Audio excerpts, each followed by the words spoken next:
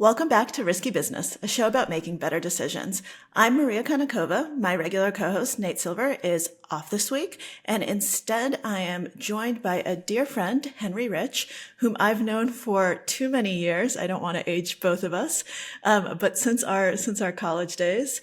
Henry is a serial entrepreneur, head of the Oberon restaurant group, which has some of my favorite restaurants in Brooklyn, and I guess he goes to Manhattan sometimes, and has generally been incredibly successful in an industry that is not only very, very risky, but incredibly difficult to find success in, which is the world of restaurants. Henry, thanks so much for joining us. Absolute pleasure. Good to see you. Good to see you too. So a little bit of background. We met at Harvard. I was a freshman and you were a senior. You are older than I am. Marginally. And I'd love to actually start before we get, into everything that you're doing right now. Your background at Harvard is one of the most unique that I know. And it's something that I would not have thought that, today you'd be a successful entrepreneur, kind of doing what you're doing right now, because you created your own major, and it was in aesthetics, if I remember correctly. Yes. How I got from that to being an entrepreneur was in part lack of other options, but also I think I just left with this really strong kind of individual, almost, existential streak that left me working for myself. And, the default for working for yourself is to create these entities around me that I could, manage and live my life. So. Yeah, so that makes sense. It's a little bit different from, most entrepreneurs who are like, I majored in economics or I majored in business and this is what I want to do. Your first company, I don't know if it was actually your first company, but your first company that I'm aware of was a mint company called Oral Fixation.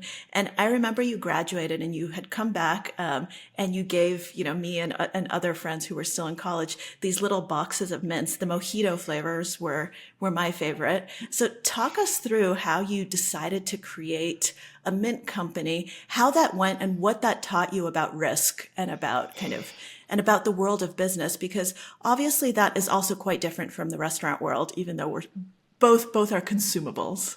Yeah, it's funny. I rarely talk about this first company. I would say I learned a lot about hedging and managing risk in terms of, what not to do. So I decided to start a, small manufacturing company in a mature industry where most of our competitors were 19th century multi-billion-dollar conglomerates like Wrigley, Mars, Cadbury, Hershey, Nestle, these kind of companies, thinking that through, I guess, just, working hard and being smart, we could, and being, tasteful, that we could somehow dislodge these competitors. It was a terrible idea because we had to do our own manufacturing.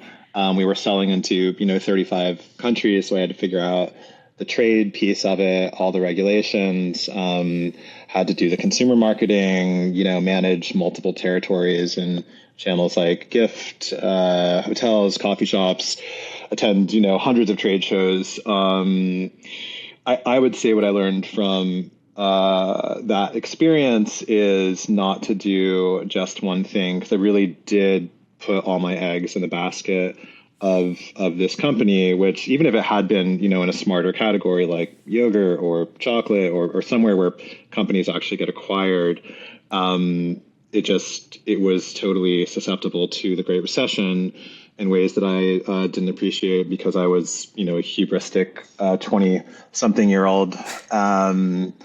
We 75% of our sales dropped from September to October 2008. We literally had a Lehman Brothers private label mint for their office in Japan. We had warehouses ransacked in India in a food riot. Our largest British distributor was acquired. Their main customers were acquired by Icelandic banks. We were selling in countries whose currencies dropped 20, 30% against the dollar. So I really realized that I just had no idea what I was doing at all and sort of deserved to fail catastrophically, which is what happened with that company. But, I did learn how to do things on my own. I did learn a little bit about the food and beverage business, and it sort of set me up for wanting to do something related, but not, starting a manufacturing company with no money, which was just, an insane thing to do, but fun in a way. So. It's very rare to talk to someone, and obviously you've had a lot of success since then, who takes responsibility and says, I deserve to fail. Can you just unpack that a little bit? Yeah, no, it should never have it got off the ground through sheer willpower. It should never have existed. It should never have survived for whatever 6 years. I would say the most critical thing that I failed to understand is that what I thought I was contributing to this category, which was creating a product that actually had more personality, was significantly higher quality, wasn't cutting every corner to, hit the masses. These weren't things that were actually important for the success. I thought by creating a better design and spending 50 cents instead of like 2 cents on the actual ingredients, we could, charge $3 instead of $2.50 and pass all of this value on to consumers. But this isn't a market segment where taste matters at all. What matters is distribution and power. I had this really interesting experience where, we were doing the Mojito Mint, and then Wrigley would come out with mint mojito, and they would try to trademark it. And we did this,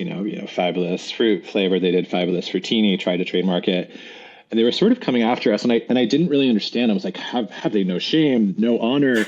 And one of these people came up to us at a show where they grabbed one of our tins, and they didn't even bother turning their tag around. And I was like, hey, I know what you guys do.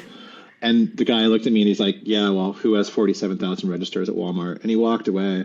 And I realized I was just in the wrong place, where nobody was asking for a better product in this category.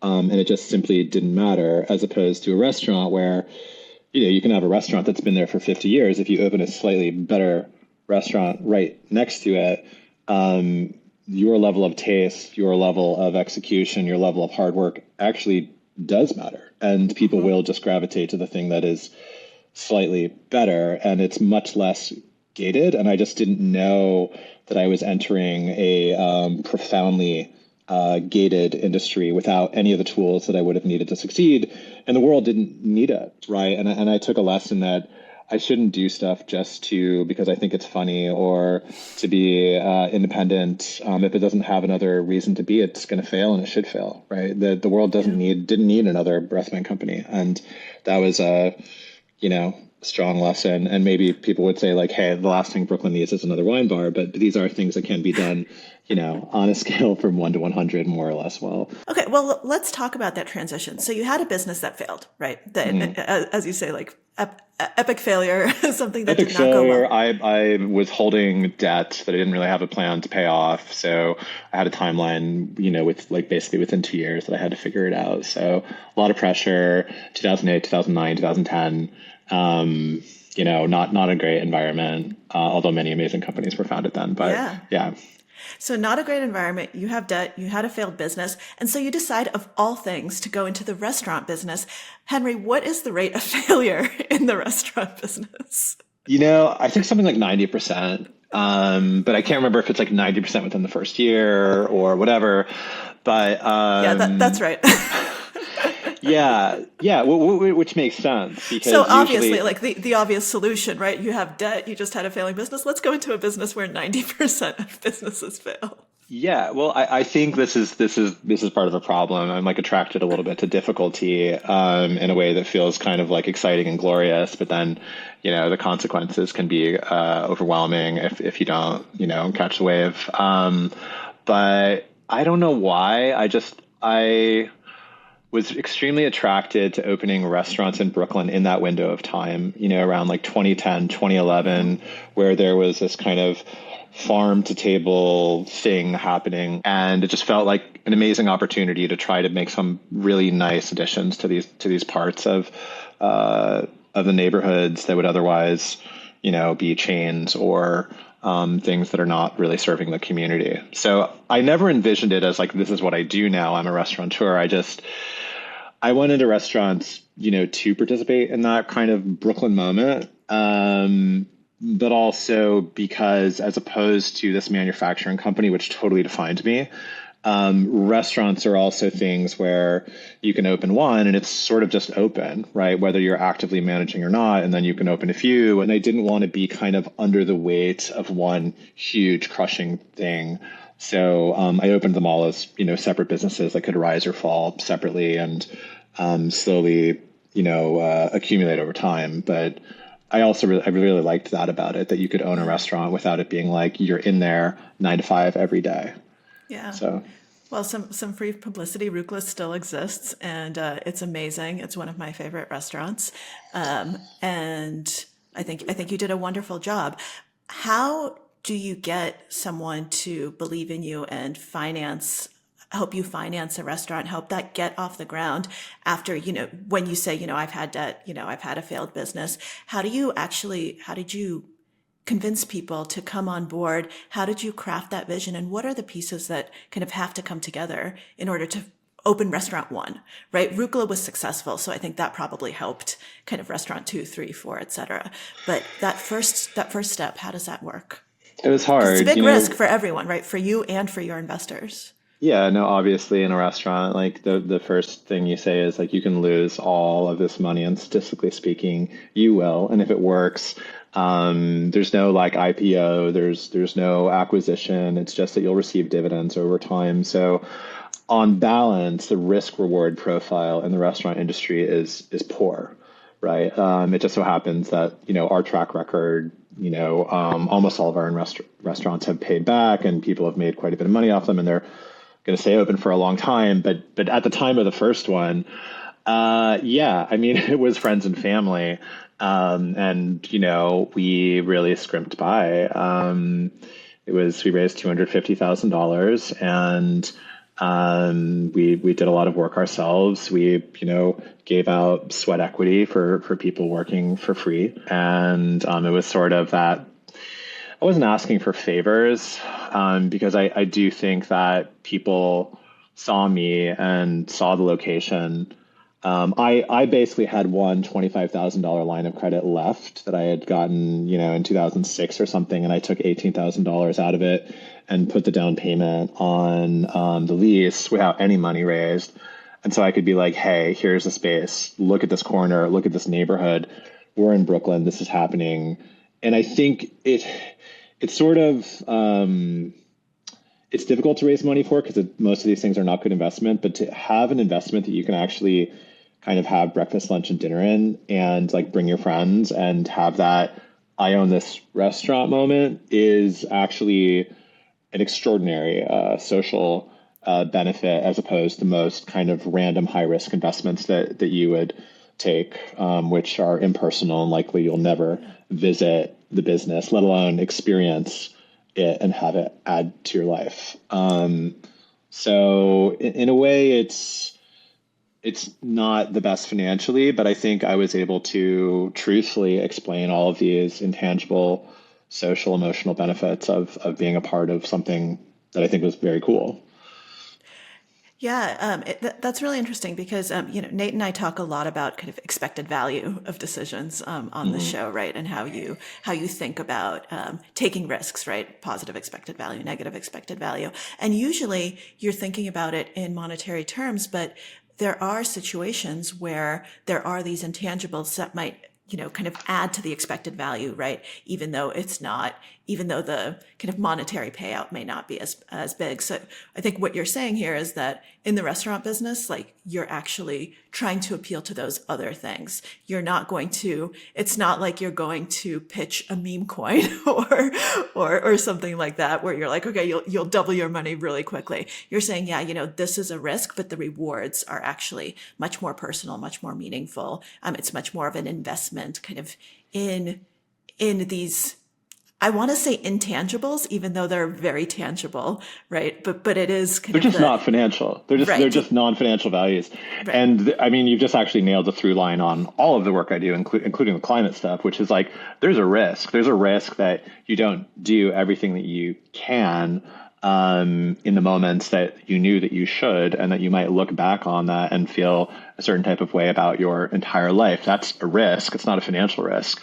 Right. I think this kind of talk made a lot more sense when people believed that they had souls and things. But I think this is one area where maybe like the kind of the philosophical, like existentialist, aesthetic training is in all of the work, which is, I get scared about like not taking opportunities and not doing things and not bringing things into the world that I believe should exist, and kind of carrying that emotional weight for the rest of my life. And, when it comes to people making decisions, people make decisions for non-financial reasons, mostly, right? Yeah. Like in their day-to-day life. But when you talk about it in a business, it kind of gets written out for some strange reason, and people wonder why they are dissociated and unhappy. There's this whole ledger that we should be thinking a lot more about.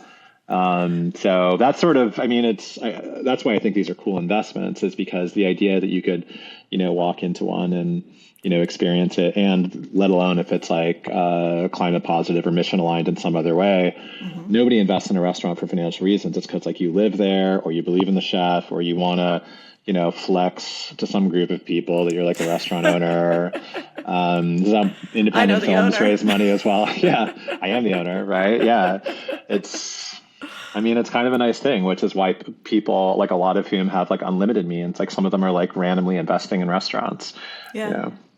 Yeah, no, I think that's really interesting. And there's one more thing that you actually just mentioned, which we don't talk a lot about, but I think it's an important kind of decision heuristic, if you will, that people don't think enough about, which is the risk of regret, right? The risk of kind of the path not taken, and how much are you going to regret what you didn't do versus what you did do. And it seems like in your case, when you weigh those two, what you didn't do, weighs on you much more heavily. And so you are probably programmed kind of against the status quo bias, right? So many people, they just have inertia and they're like, it's fine. Like, I don't want to act because I don't want to rock the boat. And it seems like for you, what you're saying is, no, like the risk that I run by not rocking the boat is actually much higher. Yeah, this is described in a lot of different ways, like, writers that don't write things, it goes from, being this like heavenly gift to this like hellish burden. I certainly, like wake up and fall asleep every day with the dread, not of like whatever I'm working on, emails that I haven't received, but things that I haven't finished or started 100%. Yeah. And I think, probably good that not everybody is programmed that way, but, I think I also have to control myself because, I make really bad investment decisions as well, just because I like these kind of heroic YOLO kind of bets. I tend to invest in like, pro-social things. I apply non-financial criteria to things that should be strictly financial. And I know that that's, kind of dumb, and I'm trying to get better at it and, outsource the decisions that I continue to make poorly. But all of the work on effective forecasting, the research says that no matter how many times we receive the information, we always get it wrong. How happy or sad we're going to be about a particular thing. Like if you ask somebody, like, how happy will you be on a scale from 1 to 10 if your team wins a Super Bowl? Somebody says 10. Then you ask them afterwards, and they're like, it's a 7. And then you ask them again next year, and they say it's a 10. Like there's certain things like this that we don't learn, right? So kind of trying to work within my own, cognitive biases when it comes to investment decisions and or managing my business risk is something that I try to create rules around, but with mixed success, which is why I try to start a lot of different things, because I know I'm going to screw one of them up just like out of boredom one day. So, well, that's a high level of self-awareness, and I applaud you for that. But having rules is actually a really good way around these effective forecasting errors. Right. And that is a really interesting. That's an interesting bias as well. Yeah, we are very bad at knowing what our future self is going to feel like, will want. Just we're bad at making decisions for our future self, and we don't learn. we take our current self and we project ourselves into the future, not realizing you're going to be a different person. It's a different time. It's incredibly difficult. Yeah, it's incredibly difficult to learn. So after Arugula was a success, you opened a number of other restaurants that are still open to this day. You did have some, actually, one of the things that I find really interesting is you're not afraid to pivot. So I remember when you opened Meta, which is now Rodora, right? And so the initial concept, you were very good at saying this isn't working, and we're gonna pivot to this. And as far as I could tell, that was also the moment where you pivoted to kind of a more environmentally conscious approach to the restaurant business. Can you talk us through kind of that process of changing Meta into what it is today, and kind of your general approach now to actually marrying some of these goals of climate activism and kind of knowing what's happening to our world with a consumption business like the restaurant business? Yeah, I mean, the initial twist was I was visited by this guy, Anthony Mien, who started Mission Chinese with Danny Boyan, and he was getting into his nonprofit called Zero Foodprint. And he said to me, Henry, did you know that, food is responsible for 25 to 30% of global emissions? I was like, no, I did not realize I was running a coal power plant for fun, because I, like to hang out with friends and eat and drink. That's not great news. And he was like, yeah. And did you know that like 5 of the top 10 most impactful policy changes that can be made to avert climate catastrophe have to do with food and beverage? Like, isn't that awesome that we get to work on this? And it really appealed to my sense of, whatever, agency, individualism. The reason that I would assume everybody becomes an entrepreneur, right? It's because it's not like the most straightforward way to make money. So you have to kind of, again, have these like non-financial reasons for doing it, whether, running toward or running from. And I think that a big one for me was this was an opportunity for me to, when you get the call in the middle of the night and then a pipe breaks and you call the plumber and you're just like, I hate my life. It's sort of a reason to actually tap into something deeper and just like what you see in the mirror and put up with the petty indignities of running a restaurant and being an entrepreneur, which is why it's so shocking to me that so few restaurateurs have taken on this sustainability mantle. It's because it's an opportunity to give your work meaning in a much broader kind of local community or global context. It's an opportunity to give, all the people that work for you, like an exciting extra reason to come to work. And then there are all these kind of narrow business reasons for doing it, like retaining people. But yeah, he sort of, once he told me that, I couldn't look away from the fact that, basically if you're working in food, you either need to be, for me, it was like, we either need to work on this actively or we need to close, because what we're doing is harmful. And it's harmful in a way that weighed on me because, we all have carbon footprints, but restaurants' carbon footprints are significant, right? And if you kind of look at the data of, the social cost of that into the future, and you think about the harm that you can cause by doing nothing other than business as usual, it was too much for me to kind of bear psychologically.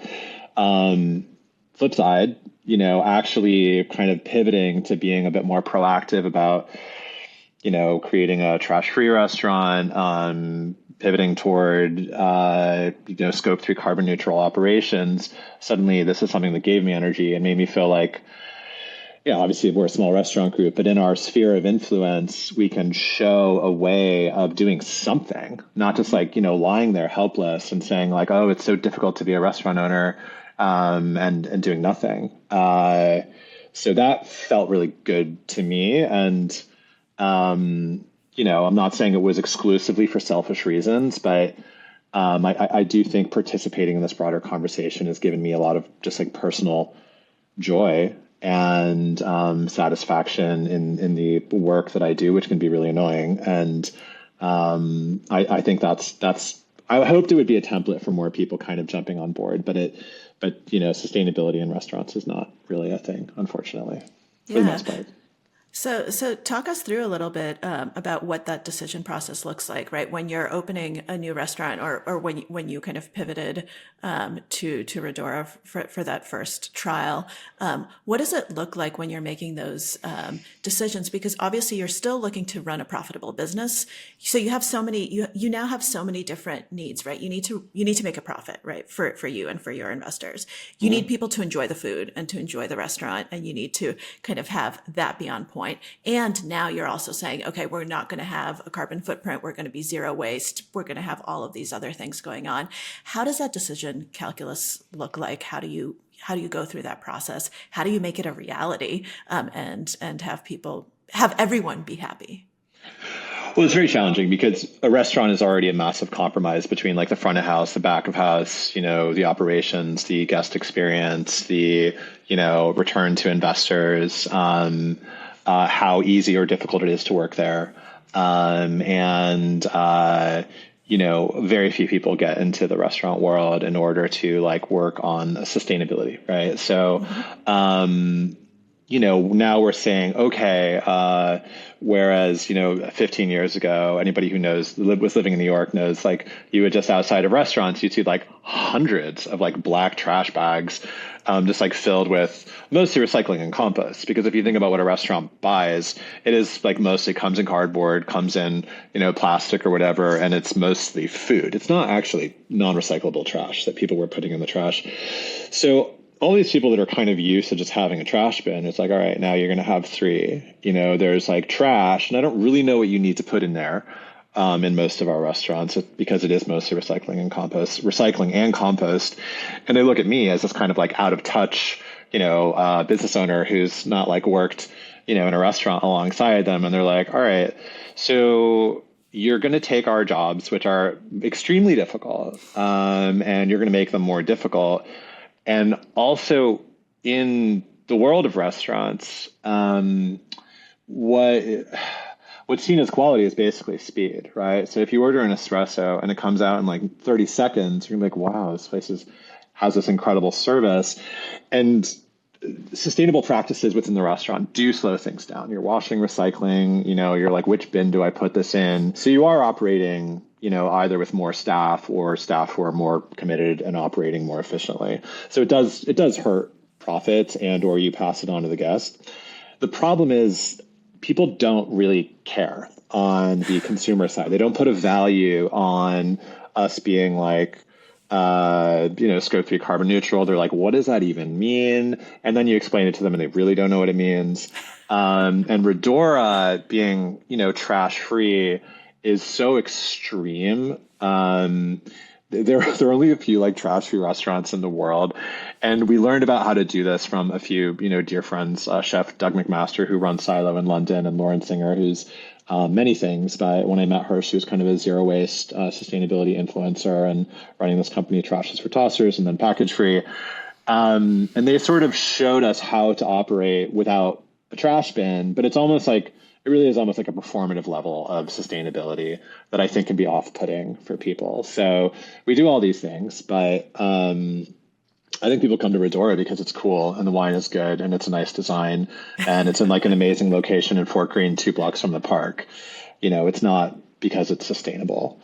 Yeah. And I think you're very, every single restaurant that you open, you're very good at trying to figure out what's the identity of this restaurant. Is, like Anais, which is one of your more recent restaurants, you have it as like a book bar, right? And a book space and an event space. So I think it's very interesting to see how you're trying to marry these things and how you are looking at risk, and you are, in a way, you're mitigating the risk, right? By kind of loading the dice on the other side, and saying, yes, I'm taking all these risks with the climate stuff. Yes, it's not going to be as profitable for those reasons, but I'm going to ensure that people like it more because there is a unique identifier that's going to kind of make people come here, even though it might be a little slower, even though we might have to jump through a few more hurdles. Is that fair? Yeah, I think that's fair. We always try to have a concept for a particular community or a particular reason. Meta was kind of bringing the style of, open fire cooking, and Redora was like, okay, like first like trash free restaurant in New York. And then June was the first natural wine bar in Brooklyn, quickly followed by the Four Horsemen and others like, again, like 5,000. Anais wine bar with candles and bookshelves of, vintage feminist erotica for sale is like another vibe that I just like wanted to have somewhere, nearby that one could visit. And, lo and behold, we're having all of these amazing poetry readings where people are like matching like Catullus to like a particular wine and like Lorca and people are kind of having fun. Your aesthetics is coming back. Yeah, squeezed in, here and there. But I think like from a management perspective also, I would say the way that I manage risk by kind of trying to constantly improve quality and make sure that we're being competitive is I focus on like the very, very macro. Like, okay, like does this location make sense? Is the lease onerous? Does this food, do people actually care about this food concept at all? And then the very, very micro, like, what is like the font on the menu, the 1,000 little details that actually create the guest experience because, and people kind of sometimes don't understand. They're like, I thought you were kind of like the finance, like big picture guy, and you're kind of going in and, you want to like switch the candles out. Why are you so annoying? But I think like focusing, like as an owner, focusing on, because I'm a guest in my own restaurants, right? And I want to kind of like relentlessly bring the guest experience back to the center of what our priorities are and what we're trying to achieve, because there's a lot of other things that people are trying to achieve. Like bartenders are trying to try out new, exciting things, brought in by like liquor reps that they're friends with. Chefs are trying to make their name. There's a lot of incentives that kind of pull people away from guest experience in restaurants, which is why sometimes you'll go to a restaurant and it just won't be as good as like a home cooked meal, right? Which is just, it's actually quite straightforward to do, but you constantly have to be refocusing on the guests and their enjoyment with like, again, themselves, friends, family, versus the things that will happen when you take your eye off the ball, that make a place increasingly not guest friendly. When it comes to reservation policies or hours or like not seating partial parties, these are things that kind of I have to regularly correct. Yeah, no, that makes sense. I do want to ask about kind of one other broader question when it comes to risks. So obviously things can happen that no one could have foreseen, like COVID. And I'm very curious, none of your restaurants closed during COVID and you actually kind of you were successful, right? And this was a time where like restaurants were decimated. How did you approach something which was a new kind of risk environment, new challenge? How did you think about it? And ultimately, how did you survive and thrive during a time that was so difficult for so many businesses? Yeah, I think this is where my failure maybe came in handy. I think a lot of people thought that, the cavalry was coming and, people just stopped paying rent. And a lot of restaurant owners were like, well, they have to bail us out. And, having lived through the Great Recession, having like my business destroyed and kind of like my livelihood destroyed, I was just like, no, they don't. Like we're entrepreneurs. Like we're like out here swinging for the fences for like great riches and glory. Like we don't deserve a bailout, guys. And like, so I behaved as though no one was coming. So like, Rucola, there was, the mandate to close on Monday or whatever. And by Monday night, we were, doing takeout, which was allowed. Redora, we pivoted to being, a general goods store selling like, paper towels, toilet paper, wine, whatever, all of these things, trying to be like a local shop for the community. We did the same thing in June. I pivoted very, very quickly, I guess, is I I'm used to / operate well in a quickly changing environment. I get excited by things, by challenges, and I think that, it's just like, okay, what needs to be done in these situations? And so then when the money came, right, like the 2 rounds of PPP, EIDL loans, restaurant revitalization fund, I was just like, what the? I was so unexpected, and so it was just kind of on top of businesses that were operating, at break even or better. I mean, Redora, we weren't eligible for RRF because we made more money in the pandemic than we made the year before. So I saw a lot of like very close friends of mine be pretty overwhelmed by the extent of the change, the extent of the risk. And, to another degree, I realized that I had also, my thesis of like, don't put all your eggs in one basket had sort of once again been challenged by putting all of my eggs in one industry, which was, highly susceptible. And I just didn't want to fail again. I was too old, and just, and so we came out a lot stronger. And I think a lot of people did. I do think there's a massive debt overhang. I think that a lot of things happened in the pandemic where if you fired your entire staff, if you didn't pivot to figure out another thing for people to do, a lot of these people left New York. And you had to rehire everybody on the same day that like thousands of other restaurants were rehiring. And I don't think people realize how much debt was actually handed out that kind of fueled this resurgence. That debt is still there, right? Like these loans are still out there for a lot of these businesses. And I don't know, maybe some people think it's going to be forgiven, but I don't. So it's because you don't expect anything. I don't know. I know. No one's, if just to use like a little bit of attachment theory, I'm definitely the kind of, do you know this experiment where there's like the kid and the parent leaves and like the stranger comes back and like it can tell you if you're like anxious, avoidant, whatever.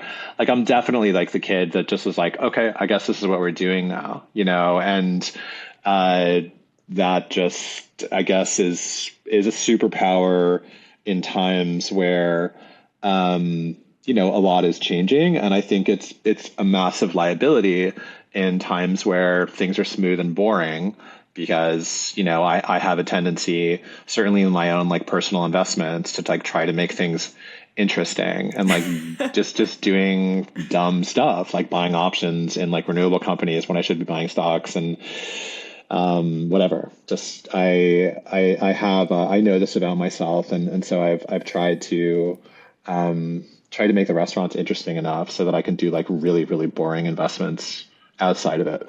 Yeah. I also wanted to tell you, like, when it comes to personal things, I'm incredibly risk averse. Like I just had another child, thank you, 5 days ago. And so a little bit underslept. But my partner was on like antibiotics and this sleeping medication, Unisom, throughout it. And everything was saying like, this is totally fine. There's nothing wrong.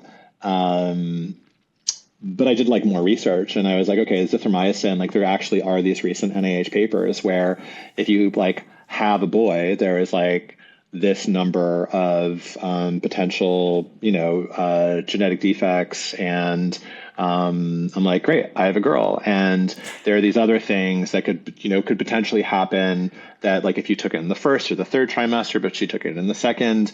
And so I'm asking the nurses these questions and they're just like, you are psychotic. Like your baby is completely fine.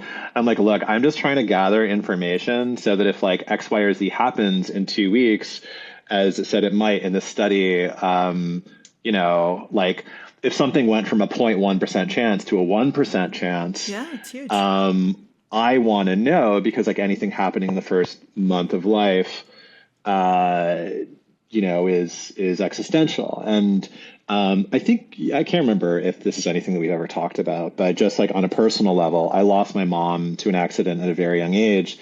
And so these kind of lowering existential risk from like 5% to 1% to 0.5%. I also am constantly circling around my restaurants and people in my life trying to do this for like early screenings, like anything to remove like the worst outcomes of like total failure. And so that's also why I think my businesses sort of tend to survive is I don't let them die, like even when they should. Yeah. If that makes No, sense. I think that that's incredibly smart, and something that has probably allowed you to survive in a very risky area, because a lot of people and a lot of entrepreneurs don't have enough appreciation for the risk of ruin, right? The risk of Right. going to zero, the risk of not being able to continue. And it seems like that's something that you are thinking about in just globally, right? In every element of your Oh, life. in connection to Yeah. my children, in connection to my Yep. businesses, in connection to the climate, And that's and global.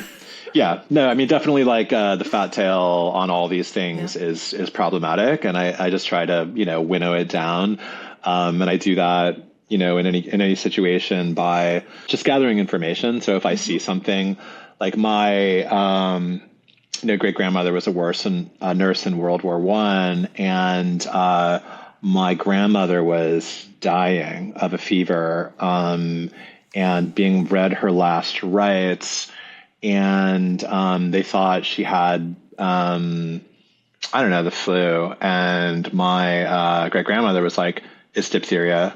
I know the smell of diphtheria from just being like in the trenches. You need to treat her for diphtheria, or she's going to die in 10 minutes." And they did, and it saved her life. So it's just like information like that I find that it's very helpful to have in terms of risk mitigation, but also like from a business point of view, in terms of like team management, I'm also very early. I try to be very early to catch things. Like I'm not going to wait for some like major Yep. accident, like somebody falling down the stairs, some like horrific like harassment situation. I try to look at like general conditions that could lead to a catastrophic outcome and eliminate the risk. Yeah. That's the other thing I do. So what's next for you, Henry? I'm working on a cool, museum project in the city that I'll be able to talk about in a couple months. I am working on a little kind of hotel bike shop restaurant project in the Catskills where I live most of the time. A lot of the things I do are just like things that kind of I want. I opened a little Yeah. like grocery store in my town as well, just to have more access to local produce.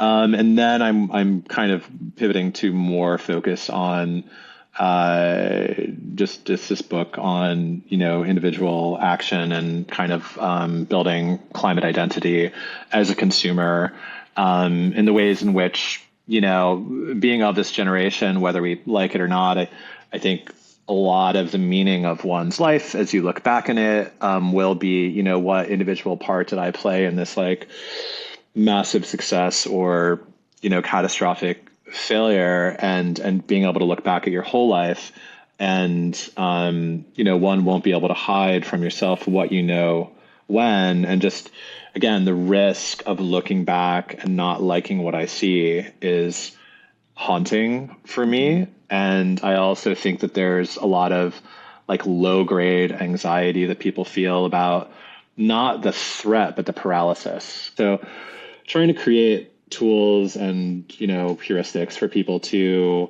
actually tap into someone to feel good about and not just feel, low key sleepwalking toward Armageddon. Like that's an odd, like there's a lot of issues in the world that I could name, like nuclear proliferation. I mean, there's many, many things where there's literally nothing you can do if you're just a normal person who's not like in top tier of government or a think tank. But climate, that's one where we all Yeah. have an actual role. I think people just need a bit of guidance and some tools to help them get there. So opening these, whatever climate positive restaurants, I've had thousands of interactions on a consumer level with people being like, "What is this?" Like, I feel like you're lying to me. Like I don't feel better after coming here because like now the rest of my life feels like it's problematic. And just the ways in which trying to create this climate positive experience, it just didn't have anywhere to land for people emotionally.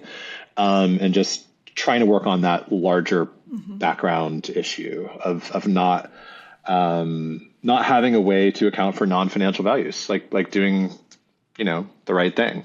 Yeah. And to actually feel good about that, to feel joy, right? And to have it like help cut down on that low grade anxiety. It's a rationally selfish thing to do if people only had a place to put that good feeling. So Yeah. kind of working on that.